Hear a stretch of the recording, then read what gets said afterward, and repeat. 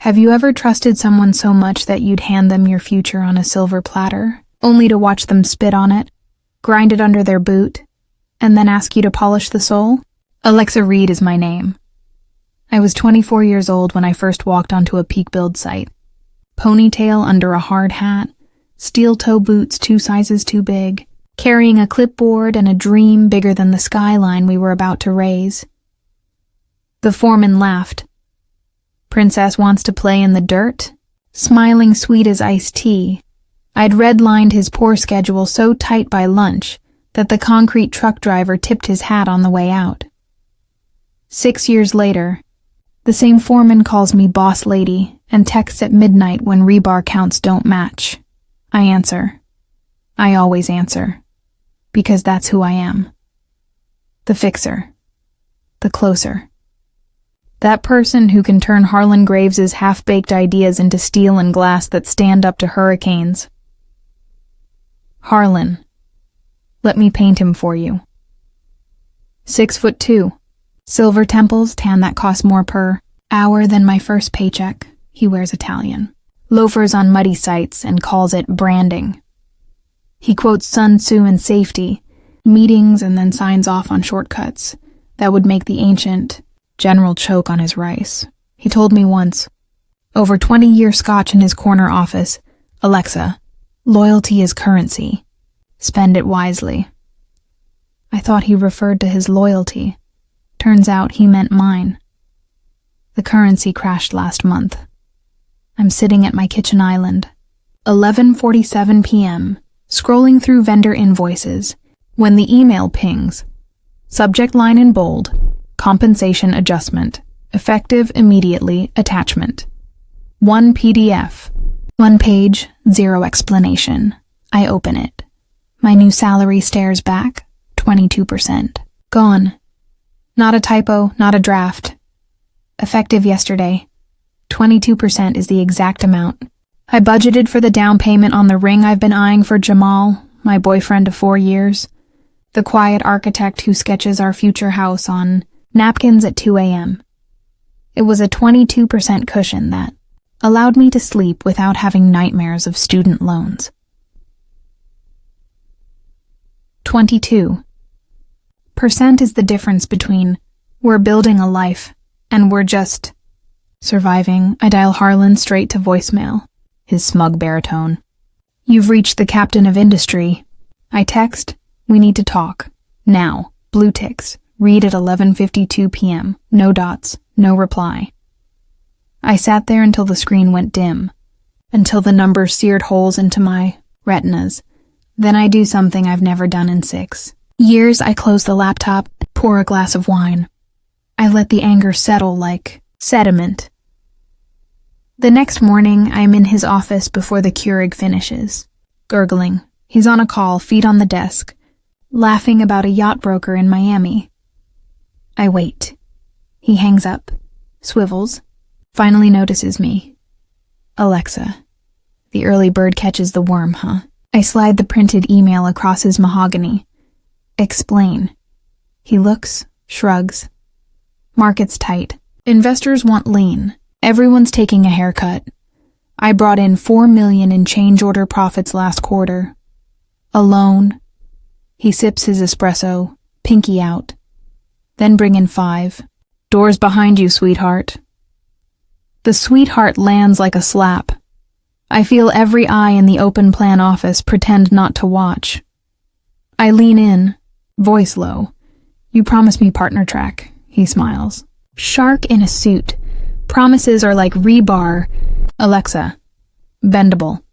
I walk out before I say something that gets me escorted by security, but the hook is set, and it's barbed. That's when my phone buzzes. Unknown number. I duck into the stairwell. Echoes of boots on concrete. Smell of wet rebar. Ms. Reed? Carla Mendez, Kessler and Park Law. We're investigating structural anomalies on Ridgeview Terrace. Your sign-offs are on the wall plans. 5 minutes? My heart jackhammers. Ridgeview. The project Harlan bled dry to save 30 grand. The project where the soil boring screamed unstable and Harlan screamed louder. Pour it anyway. The project on which Dr. Patel quit mid-pour, citing ethical malpractice. The project in which I have all the smoking guns buried in a password-protected folder labeled Insurance Do Not Delete Ever. I keep my voice bored, swamped today. Try me tomorrow. I hang up, lean against the cold wall, feeling the first real smile in weeks. Harlan just handed me a loaded gun. I'm about to pull the trigger with a smile. Blueprints. Don't lie. They don't care about your bonus structure or your corner office. They only concern themselves with load paths, shear stress, and the unyielding tug of gravity. And gravity, my friends, always collects. That night, I don't sleep. I sit at my drafting table. Yes, I still have one.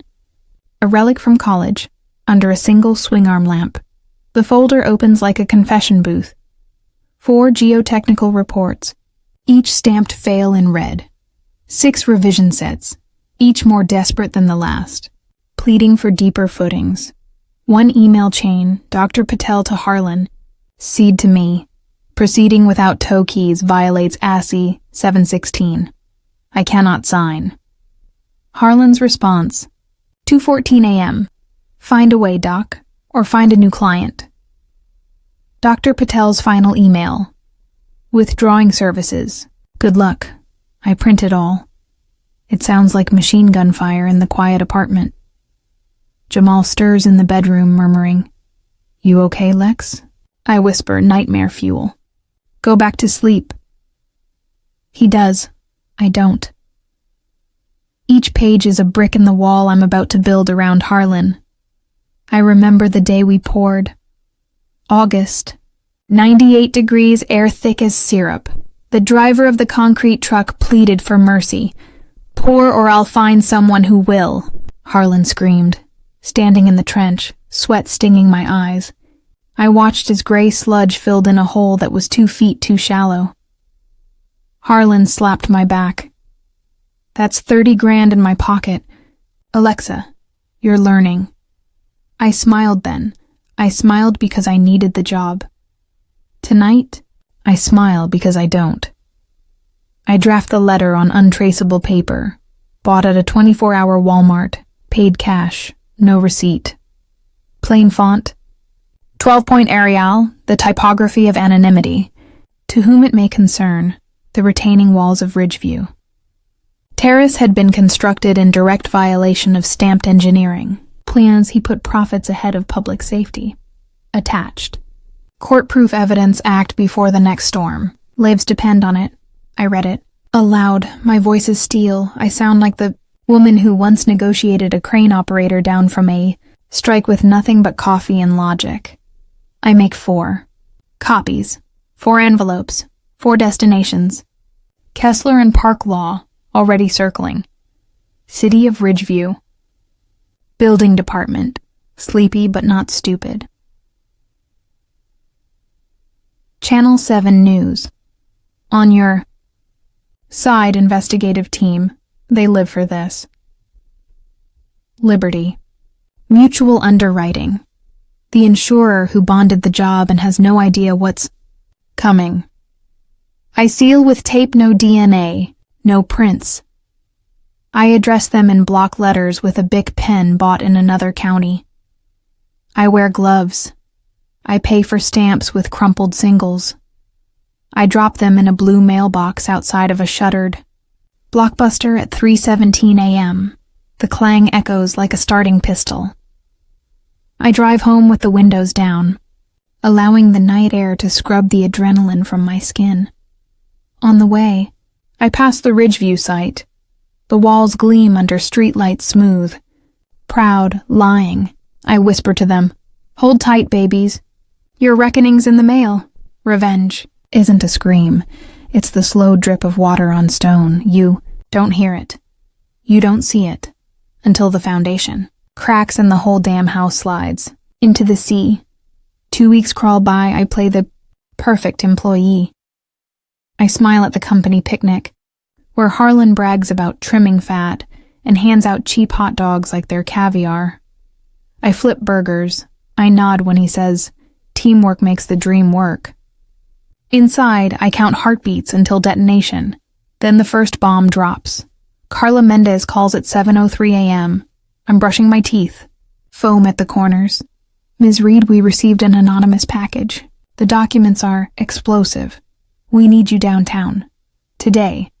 I spit, rinse, keep my voice sleepy. Send the questions. "I'm on Lakeside Pour till Friday," she speaks more softly. "This isn't a request, Alexa. Cooperate or we subpoena. Your choice." I hang up, look in the mirror, wink at the woman staring back.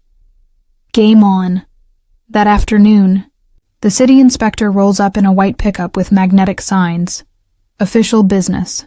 He's 60, mustache like a broom, eyes that have seen every cheat in the book. Harlan greets him with a handshake and a lie. Just a courtesy visit, right? The inspector dodges, clipboard leading. "Show me the file room." I watch from the catwalk above the shop floor, my heart in my throat. The tan on Harlan's face fades to ash. The news van parks crooked across 2 spaces by 4 p.m. A reporter with perfect hair and a predatory smile corners. "Harlan on the steps. Mr. Graves, there are reports of bulging walls after last night's rain. Is Peak Build cutting corners?" Harlan stammers about settlement and media hype. The camera zooms on a crack, zigzagging up the block like a lightning bolt. I am in the background, faking a call. I mouth to the lens. "You earned this." That night, Harlan calls in all hands. The conference room smells of fear and burnt coffee. He paces. "Chai ask you," voice cracking, "someone in this room is a snake. When I find them, they'll wish they'd never learned to read blueprints." His eyes sweep the table. They land on me. I meet them, smooth as poured concrete. He looks away first. Checkmate. Concrete doesn't forgive, neither do I. The fallout is a masterclass in chaos theory. 1 envelope, 4 ripples, one tsunami, ripple 1, liberty. Mutual freezes all new bonds, no bond, no bid, no business. Harlan's phone stops ringing with jobs and starts ringing with lawyers. Ripple 2. The bank calls the line of credit. Overnight. Peak Build is a ghost ship taking on water. Subcontractors insist on payment in cash up front. The excavator guy, who at one point loaned Harlan his own truck, now parks across the street with a sign. "We'll work for actual money." Ripple 3. Dr. Patel resurfaces. He's on Channel 7, calm and devastating. I warned them. They ignored me. Now the walls are moving. Next heavy rain, someone dies. The anchor cuts to B-roll of kids playing dangerously close to the bullseye. Ripple 4. Social media. A TikToker records the crack with dramatic music. Ridgeview fail reaches 1 million views in 6 hours. Someone overlays Harlan's yacht photos with the caption, "He saved 30K. You might lose your house." Harlan stops coming to the office. Rumor has it that he is at the MGM Grand, burning through a second mortgage on blackjack and bottom-shelf bourbon. His wife files for separation. His golden retriever gets repossessed with the Lamborghini. Land the new job on a Tuesday. Senior. PM at Horizon Builders, 2 hours north, glass office, actual windows, salary 40% higher than my old Peak Build pay. I email my 2 weeks notice from a coffee shop Wi-Fi. 10 minutes later, Harlan storms in, his face purple. "You're abandoning ship?" I sip my latte. "Market's tight, Harlan. I took a haircut, remember?" He opens his mouth, closes it, looks suddenly old. I walk out whistling Sweet Caroline. His wedding song, the sky opens 3 days later, not a storm. Deluge. 48 hours of biblical rain. At 2:14, and my phone blows up. Group chat. Wall down. Ridgeview. Now I don't go. I watch. From my couch. Live feed on Channel 7.A. 75-foot section slumps like wet cardboard. A minivan is half buried. A child's swing set hangs from one chain, turning slowly. Nobody is injured. Miracle of miracles. But the images are apocalyptic. The anchor's voice cracks. This could have been tragedy. By dawn, Harlan is on the news unshaven in a windbreaker. 2 sizes too big. He blames act of God. The reporter shoves Dr. Patel's email in his face. Harlan says nothing. The feed cuts to commercial. I pack my desk on my last day. The office is a mausoleum. Empty cubicles, half-eaten donuts fossilizing. Whiteboard still scrawled with teamwork, a dream work. I wipe my laptop, deleting every trace. I leave a plain white envelope on Harlan's desk. Inside, a Polaroid of the collapse, fresh from the drugstore printer. Caption in my handwriting, Sharpie, all caps, gravity always wins. Some women build empires, others build traps. Guess which one lasts. 6 months later, I'm in the new city. My fiancé, Jamal, proposed the night I got the offer. Where's the ring I bought with the signing bonus? We grill salmon on a patio that smells like pine, not diesel. Horizon promotes me to director. I mentor a junior coordinator who reminds me of me. Hungry, scared, and brilliant. I teach her 2 rules. Never sign what you can't defend. Keep the receipts. Peak Build Files. Chapter 11. Harlan loses everything. Yacht. Condo, reputation, dog. He cuts a deal 200 hours community service in a neon vest, picking trash along the highway. A local blogger captures a photo. Harlan, hunched over, stabbing into a Doritos bag with a stick. Caption, from penthouse to roadside in one pour. The Ridgeview families are awarded $14.2 million. Dr. Patel consults for the state, writes the new retaining wall code. Channel 7 wins an Emmy. They send me a fruit basket, the size of a kiddie pool. I donate it to the women's shelter downtown. Drive past the old site sometimes. The wall is gone. In its place, a gentle slope, wildflowers, a bronze plaque. In memory of trust betrayed. May safety rise where greed fell. I never told a soul that it was me. I don't need statues. I needed the house to fall. And it did. Slow. Then all at once. Here's the truth they don't print in Forbes. Loyalty is a bearing wall. Take it out. And everything falls. If you're the boss, pay your people, particularly the ones holding the rebar while you count pennies. If you're the employee, document everything. Not for revenge, for insurance. For one day the ground shifts. When it does, you want to be the one holding the survey, not buried under it. Never forget, it is the quietest whistle that brings the tallest tower down. And sometimes the sweetest revenge is in watching a man learn, too late, that concrete isn't the only thing that sets hard.